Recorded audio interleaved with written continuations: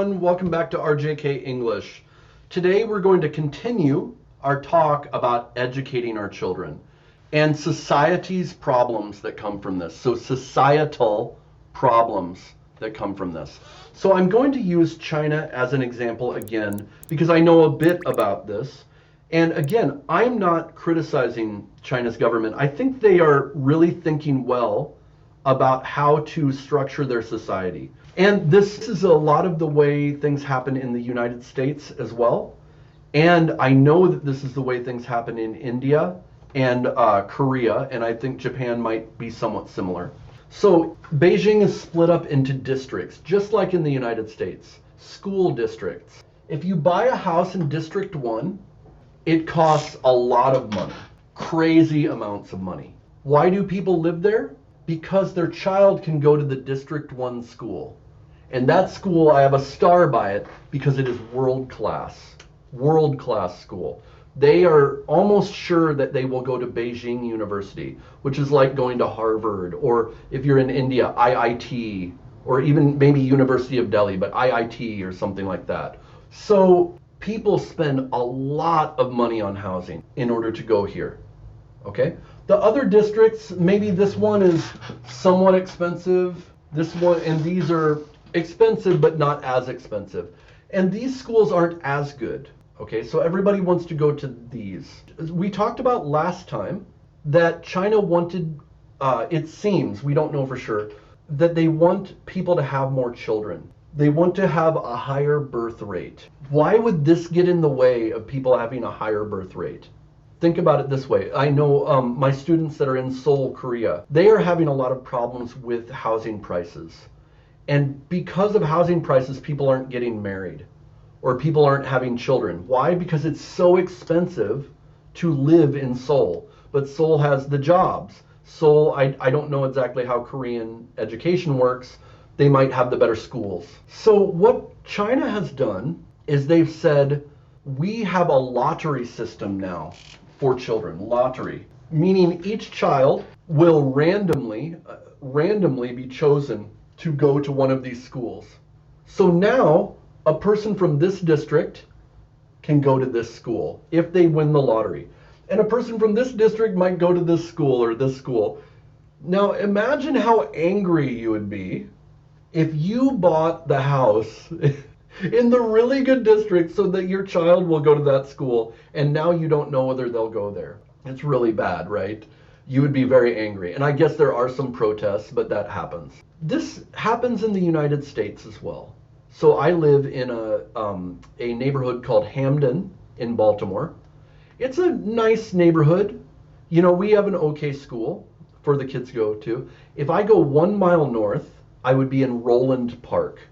In Roland Park, it's public education, so paid for by the government, but it is world class. So literally, if my children would go 1 mile north, they would have a world-class education. If I moved south to Columbia or Ellicott City, they would have a world-class education. But I don't necessarily want my children to go there. Why? We can talk about that. But looking at this situation, how is China's decision for the lottery going to affect housing prices? Are people going to pay this amount of money to live in this area anymore? Not necessarily, right? So all of a sudden, people can't charge as much for houses. So houses are going to become more normal. It will become that, you know, maybe there is a bit of a difference, but it won't be because of the school district. Housing prices will become more normalized. This can help people in those cities. Remember last time we made up our own solution for China. I'm not as smart as the Chinese government. So this is just hypothesizing in order to apply it to our own lives, right? I said, what if people could work remotely from the city so that they could have the good jobs but live in the areas where housing prices weren't as high? So that would be one. But China chose to deal with the city itself, make houses more affordable, and make it so that people couldn't choose what school they were going to. They wouldn't know.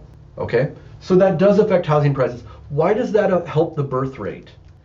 Because people aren't paying as much to have children. When I have a child, I don't have to pay so much money to make sure that I'm here so that they can go to this school. I don't have to pay, and we already learned that China is canceling these businesses that do extra education outside of school, right? So now people aren't paying as much for their child, so they can have more children. That's one way to approach this. What's another way to approach this, though? What about this? Equal opportunity for all citizens. So the first problem is the birth rate. And so that's about, we want more children. The second one is saying, it's not about how many children there are. There are a lot of children. We want each child to have the same opportunity in life. Well, if we do that, there's still a problem here. What is that problem? Housing prices are the same. You don't know what school they're going to go to. There's still a school that is world class and the others are not, right? So there's still inequality. This is not the Chinese government's fault. I'm just saying this is the same in my city. Okay, this is a problem everywhere. I know in India it's a problem. China has in the past tried to deal with equality the same way that India did. And I think maybe the same way as Korea, I don't know for sure. They say, we have a huge population. And some of them are poor. You know, in India, a lot of them are poor. In China, I think a lot of them are working class. You know, they can't own a lot of things. How do we make education equal? Because rich people can always buy education, right? They said, we will base it on testing. And this is the way it is in India, and it's the way it is in China. The poorest person, if they study and have the intellect, they can pass this test that everyone has to take. They get high scores, they get into Beijing University, or they get into another university. That's a way of equalizing opportunity. We don't have that in the United States. In the United States, it's highly unequal because of how much it costs to go to school. Now let's look at equal opportunity in this situation. What's still the problem? There's still a school that is world class and these aren't. How do you change that? Well, some things might change, because these rich people are used to getting what they want, right? When they go into these other schools, the government could take a hands-off approach, meaning they're not trying to change things. By making the rich people go into these other schools, those rich people will have the same expectations of those other schools that they did of this one. And then the school itself will become better and everyone will benefit. That's one way, right? Another way is the government could invest in the schools themselves. This is kind of like the last time where we talked about investing in office space throughout the country and in internet infrastructure so that everyone can have the same access to opportunity via the internet and etc. to work from home and things like this. Well, if all the schools are good, now parents can relax knowing that their child is going to get everything they need out of that school. That's one way of doing it. See how, if we identify a different problem, if the problem's birth rate, we look at it one way. Make it cheaper, force it to be cheaper for people to have children. If we look for equal opportunity, it makes us look at it a little bit different. So how do we solve this? One of my students said we have to change expectations. So this means for your child, as a Chinese parent, you say, my child doesn't need to go to Beijing University. They can get a normal job and be happy. That's one way of dealing with it. So even in the US, we could say, what is happiness? You know, do I have to be looked up to by everyone? Oh, he has an amazing job, so he's amazing, blah, blah, blah, blah.